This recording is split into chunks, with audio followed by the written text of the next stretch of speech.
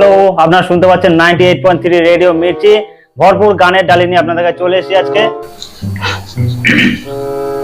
Hello, hello, বলছি এটা কি 98.3 FM রেডিও জকি? হ্যাঁ, আপনি একদম সঠিক জায়গায় ফোন করেছেন। বলছি আজকে সকালে আমি একটা মানি পার্স পেয়েছি।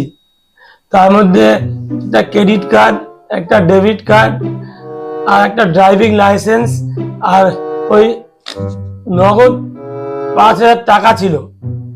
আর ড্রাইভিং লাইসেন্সের নামটা কি ছিল? নিরুপমা সেন। তাহলে আপনি কি ওনার পাসটা ওনাকে ফেরত দিতে চান, তাই তো?